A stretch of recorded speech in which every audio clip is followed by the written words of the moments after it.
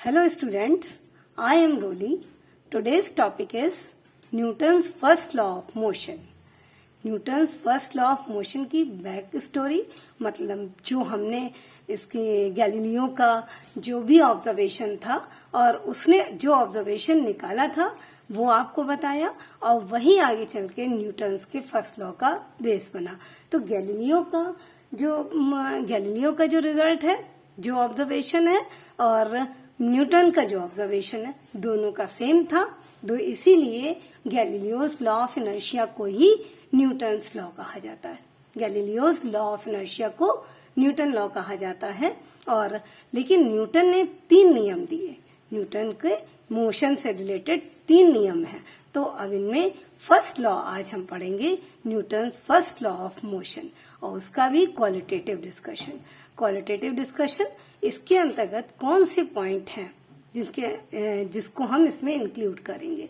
तो जो first law of motion है उसके अंतर्गत 2 पार्ट्स हैं, मतलब उसको 2 पार्ट्स में हम पढ़ेंगे। This law has 2 parts, definition of inertia and definition of force. What is inertia? Inertia in Hindi जड़त। इनर्शिया को हिंदी में जड़त कहते हैं। तो इनर्शिया क्या है ये पढ़ेंगे। और फोर्स, आप जानते हैं फोर्स मीन्स हिंदी में बल कहते हैं इसको। तो सबसे पहले तो न्यूटन का फर्स्ट लॉ क्या कहता है, जो आपको गैलीलियो ने रिजल्ट दिए थे। If a body is at rest it remain at rest unless a force is applied on it. और सेकंड उसका ऑब्जर्वेशन था, if a body is moving it will continue to move with the same speed in the same direction unless a force is applied on it. It means अगर कोई body rest की position में है तो वो rest की position में बनी रहेगी, और अगर कोई बॉडी मूविंग पोजीशन में है, मोशन की पोजीशन में है, तो वो मोशन में बनी रहेगी यूनिफॉर्म वेलोसिटी से, या मोशन की पोजीशन में रहेगी सेम डायरेक्शन और सेम स्पीड के साथ, एक ही डायरेक्शन में, एक ही से व्हेन अनलेस, जब तक कि उसके ऊपर कोई फोर्स अप्लाई ना किया जाए।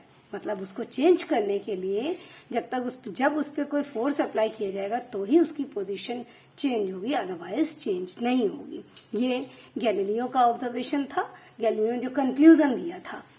और उसी के बेसिस पे, उसी को अपना आधार बनाते हुए न्यूटन ने लॉज डिक्लेयर किए। न्यूटन के 3 लॉ थे। न्यूटन ने ही इन ऑब्जर्वेशंस को लिया था और उनको अपने लॉज में कंपाइल किया, और उसको कहा जाता है न्यूटन्स लॉ। तो न्यूटन का फर्स्ट लॉ जो है, according to Newton's first law of motion, if a body is in a state of rest, it will remain in the state of rest. अगर बॉडी कोई उसकी रेस्ट की position में है तो वो रेस्ट की पोजीशन में बनी रहेगी। और सेकेंड पार्ट उसका है, and if it is in the state of motion it will remain moving in the same direction with the same speed, unless an external force is applied on it. जब तक कि उस पे कोई external force apply ना किया जाए, उसके ऊपर कोई एक्सटर्नल फोर्स ना लगाया जाए। तो ये क्या है कि उसके ऊपर कोई फोर्स लगाना अनिवार्य है, तभी हम उसकी पोजीशन में चेंज कर पाएंगे। अब इसके अंतर्गत ये तो है न्यूटन का फर्स्ट लॉ। अब ये कैसे आया, इसके लिए हम ये 2 चीजों पे 2 पॉइंट्स को डिस्कस करेंगे। तो first point is definition of inertia. तो इनर्शिया क्या है? जड़त। हमने बताया इसके अकॉर्डिंग इनर्शिया जो है, इसके अंतर्गत डिस्कस किया जा रहा है इनर्शिया को। फर्स्ट पार्ट जो है वो न्यूटन का डेफिनेशन देता है इनर्शिया की। तो इनर्शिया जो है, according to which an object can not change its state by itself. इसके अनुसार इनर्शिया के कि जब जड़त वह गुण है वस्तु का, किसी भी ऑब्जेक्ट का वह गुण है जिसके द्वारा वो अपनी अवस्था को, अपनी जो विराम की अवस्था है यानी कि रेस्ट की पोजीशन है, और जो उसकी मोशन की अवस्था है यानी कि गति की पोजीशन है, उसको अपने आप चेंज नहीं कर पाती है। जड़त्व क्या गुण है? जिसके द्वारा वो अपनी स्थिति को चेंज नहीं कर पाती है। अगर वो रेस्ट की पोजीशन में है तो वो रेस्ट की पोजीशन में बनी रहेगी, और अगर वो मोशन की पोजीशन में है तो वो मोशन की पोजीशन में बनी रहेगी। वो अपनी स्थिति को अपने आप चेंज नहीं कर पाती है by itself, according to which an object can not change its state by itself. अपने आप वो अपनी पोजीशन को चेंज नहीं कर पाता है, नहीं कर सकती है, ये कहलाता है जड़त्व। If it is in the state of rest, it will remain at rest. अगर वो रेस्ट की पोजीशन में है तो वो रेस्ट की पोजीशन में रहेगा। और if it is moving along A direction with uniform velocity, अगर वो यूनिफॉर्म वेलोसिटी से मूव कर रहा है तो वो यूनिफॉर्म वेलोसिटी से मूव करता रहेगा। Then it will continue to move in the same direction. It will continue to move in the same direction, जो अभी हमने उसका नियम बताया, न्यूटन का first law, same direction with the same velocity, same velocity से वो मूव करता रहेगा। तो ये है डेफिनेशन ऑफ इनर्शिया। मतलब डेफिनेशन ऑफ इनर्शिया का स्टार्टिंग, मतलब जिसके कारण, इनर्शिया के कारण वो अपनी स्थिति को, वस्तु जो है अपनी स्थिति को, अपनी पोजीशन को चेंज नहीं कर पाती, इट इज इनर्शिया। तो वेलोसिटी, अब एक एग्जांपल हम देते हैं। पहला, जैसे book kept on A table, एक बुक टेबल पे रखी है, तो जब तक उसको फोर्स लगा के या जब तक उसको डिस्प्लेस नहीं किया जाएगा एट प्लेस से, उसको अपनी वाली प्लेस से जहां वो रखी है उससे उसको डिस्प्लेस नहीं किया जाएगा, तब तक उसकी स्थिति चेंज नहीं होगी, वो उसी जगह पे बनी रहेगी। यानी कि रेस्ट की पोजीशन में है तो वो रेस्ट की पोजीशन में ही बनी रहेगी। सेकेंड एग्जाम्पल हम लेते हैं, the ball rolling on the road या rolling on the plane. Ball rolling on the road या रोलिंग ऑन द प्लेन, तो जो बॉल रोल कर रही है तो वो रोलिंग करती रहेगी, रोलिंग करती रहेगी, मतलब वो लुढ़कती रहेगी जब तक कि उसको कोई फोर्स अप्लाई करके रोका ना जाए। तो वो रुकेगी कैसे? कोई फोर्स नहीं अप्लाई करेंगे, वो रोड और बॉल के बीच में जो फ्रिक्शन फोर्स है उसके कारण रुकेगी। क्या फ्रिक्शन फोर्स क्या है?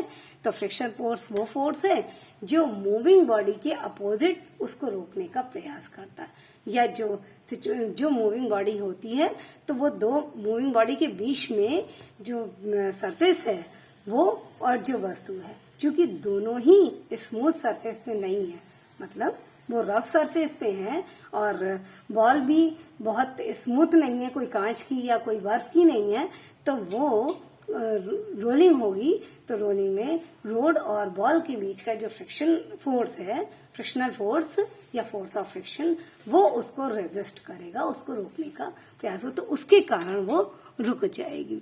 तो ये है, ये जो रोकता है इसका फ्रिक्शन फोर्स है। तो यहाँ पर जो सिचुएशन है वो सिचुएशन बदलने के लिए व्हेन वी अप्लाई फोर्स, हम फोर्स अप्लाई करेंगे तभी वो बदलेगी, नहीं तो वो जिस सिचुएशन में है उसी सिचुएशन में बनी रहेगी। तो इनर्शिया के अनुसार जो वस्तु, इनर्शिया जो है वो है, उसकी गुण है वो, जिसके कारण वो वस्तु अपनी स्थिति में बनी रहती है, वो चेंज नहीं कर सकती अपनी स्थिति को, अपनी पोजीशन को चेंज नहीं कर सकती, वो गुण है वस्तु का। दस, अब इसका रिजल्ट क्या है? It may be assume that if the frictional and other resisting force are totally absent. अभी हमने आपको बताया कि जो फ्रिक्शन फोर्स है उसके कारण, जैसे कोई चीज हमने किसी प्लेन पे उसको मूव कराया, किसी भी प्लेन पे वो बॉल उड़क रही है या कोई भी चीज चल रही है, तो वो कुछ समय बाद उसको रोका जाएगा, तो फोर्स अप्लाई किया जाएगा। तो फोर्स अप्लाई करने के बाद वो रुकेगी, लेकिन वो तुरंत नहीं रुकेगी, वो कुछ समय पश्चात रुकेगी। तो कुछ समय पश्चात वो फोर्स अप्लाई करने पे नहीं रुक रही है, वो उनके बीच में जो रेजिस्ट कर रहा है force, frictional force, resisting force जो है उसके कारण रुक रही है। It may be assume that if the frictional force and other resisting force are totally absent, अगर इसमें टोटल इसको एब्सेंट कर दिया जाए, then a moving body will always remain moving. ये चीज हमने आपको जब वो पढ़ाया था, पिछला वीडियो आप देखिए, तो उसमें हमने आपको पढ़ाया था कि बताया था कि साइकिल जब चल रही होती है सड़क पे तो वो रुकती कैसे है, पैडलिंग स्टॉप करने के कुछ समय बाद रुकती है, तो क्यों, तुरंत क्यों नहीं रुकती है, तो वो फ्रिक्शनल फोर्स है। उसमें हमने क्लियर किया है कि फ्रिक्शन फोर्स का वर्क क्या है। तो न्यूटन के फर्स्ट लॉ को पढ़ने के लिए आपको उसकी बैक स्टोरी और गैलीलियो का इनर्शिया लॉ और जो फ्रिक्शन फोर्स है वो जानना जरूरी है। ओके, तब ये क्लियर होगा। तो यहाँ अब इनर्शिया की मेन डेफिनेशन पे आते हैं। The tendency of bodies which resist any change, the tendency of bodies which resist any change, जो किसी भी चेंज का, बॉडी की वो टेंडेंसी है जो किसी भी चेंज का विरोध करती है। रेजिस्ट विरोध करती है, अपोज करती है, रेजिस्ट अपोज विरोध। Any change in state of rest और uniform motion, it is called inertia. यानी कि स्टेट ऑफ रेस्ट में है तो भी वो विरोध करेगी, रेजिस्ट मतलब वो चेंज करने का, अगर स्टेट ऑफ रेस्ट से उसको कोई बल लगा के उसको मोशन में लाया जा रहा है तो भी वो विरोध करेगी, अपोज करेगी, रेजिस्ट करेगी चेंज का। और अगर वो यूनिफॉर्म वेलोसिटी से है और उसको रोका जा रहा है, मतलब स्टॉप किया जा रहा है, तो भी वो स्टॉप करने का विरोध करेगी। यानी कि जिस स्थिति में उसी स्थिति में ठीक है, मैं जैसे हूं वैसे ही रहूंगा, मुझे चेंज करने की कोई जरूरत नहीं है। तो ये जो चेंज न करने देने की स्थिति है, ये टेंडेंसी जो है इनर्शिया कहलाती है, इनर्शिया जड़त्व कहलाती है। ओके, नेक्स्ट पार्ट है आपका सेकेंड पार्ट जो है वो उसका है फोर्स का है। तो प्रॉपर्टी ऑफ एन ऑब्जेक्ट, अब ये एक डेफिनेशन है इनर्शिया की। दूसरी कि the property of an object by virtue of which,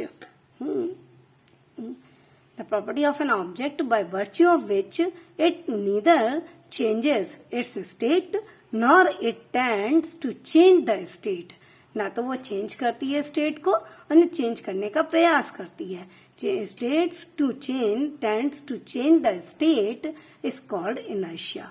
it is the inherent property of each object. और ये प्रत्येक वस्तु का अपना विरासत का गुण है। मतलब कि जैसे कोई वस्तु अगर लकड़ी की है तो वो लकड़ी की रहेगी, तो इसी तरह से हर वस्तु का ये एक विरासत का गुण है कि हर वस्तु में ये होता है। तो नेक्स्ट पार्ट है डेफिनेशन ऑफ फोर्स। तो according to which force is that external cause, according to which force is that external cause which can move a stationary object or which can change the state of motion of a moving body या object. It means force क्या है? Force जो है आपको cause बता चुके हैं कि मोशन का कॉज है। मोशन किस कारण से होता है? फोर्स के कारण। अगर हम किसी चीज पे फोर्स नहीं लगाएंगे, नहीं अप्लाई करेंगे, तो वो मोशन में नहीं आएगी। और अगर वो स्टॉप में, रेस्ट में है, तो भी उसको मोशन में लाने के लिए, और अगर वो मोशन में है तो उसको स्टॉप करने के लिए या कोई चीज उठाने के लिए, कुछ भी करने के लिए हमें फोर्स नेसेसरी है, फोर्स आवश्यक है। तो इसके अनुसार external force, external cause which can move stationary object और which can change the state of motion of a moving body. Example वही है, a book lying on a table gets displaced from its place when it is pushed। जब किसी वस्तु को, हमने अभी बताया था कि इनर्शिया में भी, कि वो अपनी जगह पे से तब तक नहीं हिलेगी जब तक कि उस पर कोई फोर्स न लगाया जाए। तो फोर्स क्या है? वस्तु की पोजीशन को डिस्प्लेस करने के लिए फोर्स की आवश्यकता है। अब मूविंग बाइसाइकिल स्टॉप, और चलती हुई वस्तु को स्टॉप करने के लिए भी व्हेन ए रिटार्डिंग फोर्स, अब इस पे कौन सा फोर्स लगेगा? एक्सेलरेटिंग फोर्स तो गति को बढ़ाने के लिए होता है, और रिटार्डिंग फोर्स कौन सा होता है? जो ब्रेक्स के लिए अप्लाई किया जाता है वो रिटार्डिंग फोर्स होता है। ब्रेक्स पे अप्लाई किया जाएगा तो जो व्हील से जुड़े होते हैं तो उन पे अप्लाई किया जाएगा, तो वो जो अपने आपकी साइकिल है वो रुक जाएगी कुछ समय बाद, after some time, take some time. तो फोर्स इज दैट, फोर्स की डेफिनेशन के अनुसार force is that external cause which tends to change the state of rest or the state of motion of the object। ये force जो है state of rest और state of motion को change करता है। यानी कि कोई वस्तु अगर रेस्ट की पोजीशन में है तो वो चेंज कर देगा, मोशन में आ जाएगी, और कोई मोशन की पोजीशन में है तो वो चेंज कर देगा, रेस्ट की पोजीशन में आ जाएगी। और फोर्स आपको मालूम है कि force is a vector quantity because it has direction, direction and magnitude both. It is a vector quantity. और सम हमने जब आपको फोर्स पढ़ाया था तो बताया था कि एक फोर्स इधर लग रहा है, एक फोर्स इधर लग रहा है, इधर से इधर, तो ये अपनी जगह पे बना रहेगा। तो दो फोर्स कोई लग रहे हैं तो दोनों का नेट रिजल्टेंट 0 रहेगा, या दो की जगह 4 लग रहे हो, कुछ ज्यादा लग रहे हो, तो the sum of two equal and opposite force is 0। Sum of two equal and opposite force is 0। A body acted upon by several forces can also have the equal to 0। यानी कि जो बॉडी यूज होगी, मतलब जो body पे कोई भी और फोर्स भी ज्यादा लग रहे हैं तो उसका भी सम जो है वो 0 ही आएगा। ओके, तो नेक्स्ट टॉपिक आपका रहेगा न्यूटन का सेकेंड लॉ। थैंक्स।